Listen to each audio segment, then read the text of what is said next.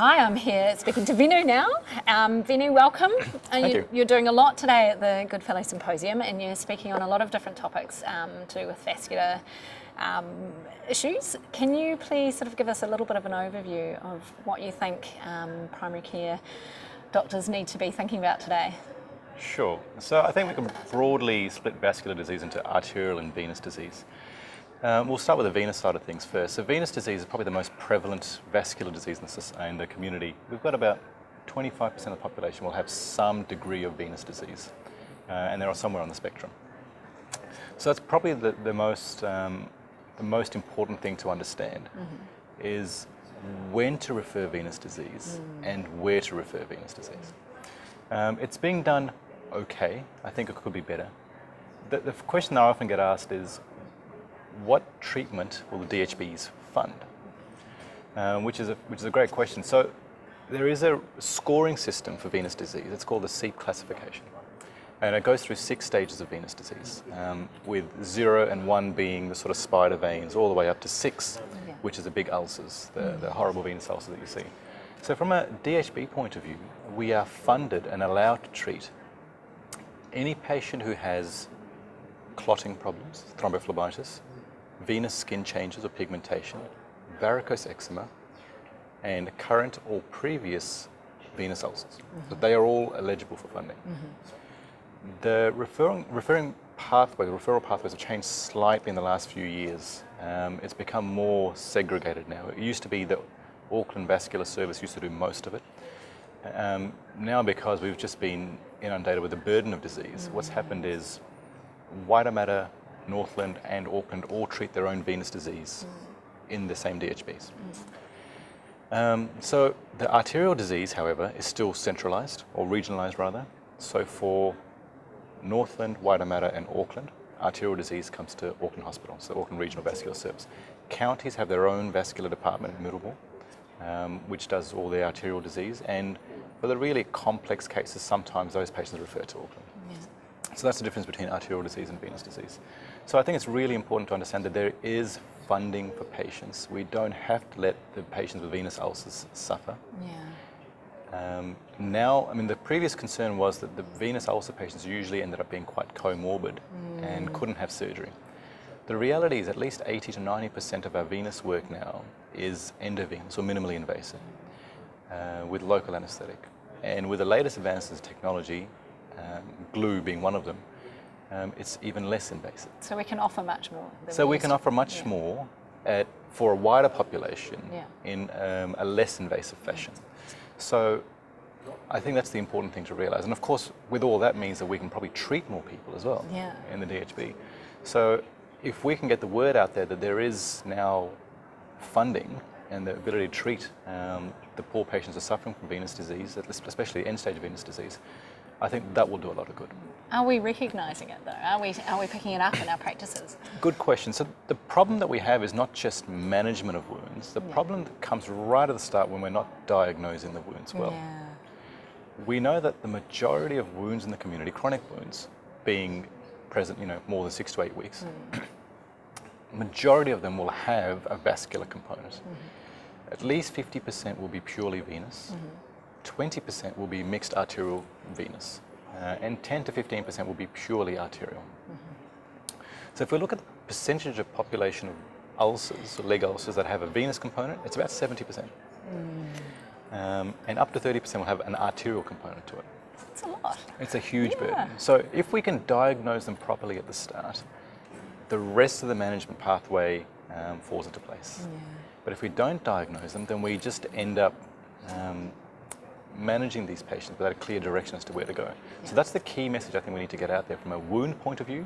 Diagnose early, and if you can't diagnose or don't know how to diagnose, please refer them for a diagnosis. So if we can increase the awareness, I suppose, around that, I think that would be really special. What, when we talk about diagnosing a patient in our clinic, what kind of things should we be looking for? If we have someone in front of us, we're suspecting that there's a problem there, what are the things that you want us to be checking? So before you even touch the patient, you can, just on inspection alone, pick up a lot of the signs. So you can pick up the visible varicose veins, for example. You can pick up the venous hyperpigmentation. You can pick up edema. You can pick up location of the wound, which often gives you a really big clue as to the underlying etiology. You don't get neuropathic ulcers in the calf. You often don't get venous ulcers in the foot. Yeah. So if automatically between arterial, venous and neuropathic, you can exclude one of them based purely on the location. Yeah. Then you look at the surrounding signs, and then of course, once you get down to hair loss, the trophic changes, then you suspect arterial disease. Before you even lay a hand on the patient, you usually have an idea as to what's going on by the appearance. Then you look at the wound. Arterial wounds are punched out edges, sloughy base. Venous ulcers are irregular edges and a pinkish or granulating base. Remember, you haven't laid a hand on the patient yet. Yeah. So when you go to touch the patient, you should feel for a pedal pulse. If they've got a good quality pedal pulse, then they're unlikely to have significant arterial disease. So just by looking, using an algorithm and feeling for a pedal pulse, you've done the bulk of the diagnosis. So that's pretty simple stuff we could all be doing here. Yeah. And if you can't feel a pedal pulse, then until proven otherwise, they have an arterial component. Okay. The next step would be doing things such as ABIs. Yep. If you can't do them, then vascular surgeons will help you out with that. Yeah. And then investigating them appropriately. Yeah. Because before the mainstay of venous treatment for venous ulcers really is compression. Yeah. But you shouldn't compress patients with arterial disease. Yeah. So the most important thing is to make sure you don't have arterial disease, Yeah. and then you can go from there. When do we look at referring these people? So obviously we see a patient, we think there's something going on.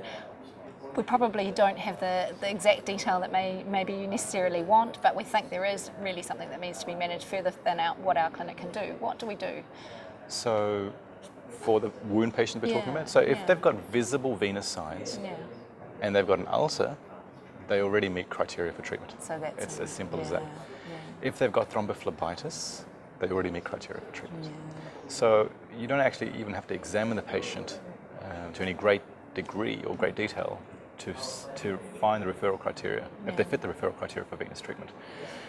So that's, I suppose, the key thing is, if you see the signs of venous disease, the external signs, because most of venous disease signs are visible externally, then they meet criteria for treatment. It's as simple as that. So it's having in the back of your mind that these patients might need something, not being scared of looking. I think GPs are sometimes scared of lifting the plasters on patients and having a look. Yeah, it's true. But even without, I would always say look at the wound, absolutely. But even without looking at the wound, you can pick up a lot of the peri-wound signs. I think that one thing that's important to understand is the time frames for time from referral to assessment to scan to review to treatment. The public system is limited from a resource capacity point of view. So the average waiting time, and I can speak for the Auckland District Health Board here, so the average waiting time to see a venous referral is up to about 4 months. From there, the next step is a scan, which can take 6 to 9 months, and up to 12 months if we're really under pressure. Then to see the patient again after the scan is another 2 to 3 months. And for treatment, once they've had the scan and diagnosis, the treatment is usually not too long. Within a couple of months, we can treat them. But the whole process does drag on for more than a year sometimes. Right. Gosh. So that's where the private services can perhaps expedite and compress those timeframes.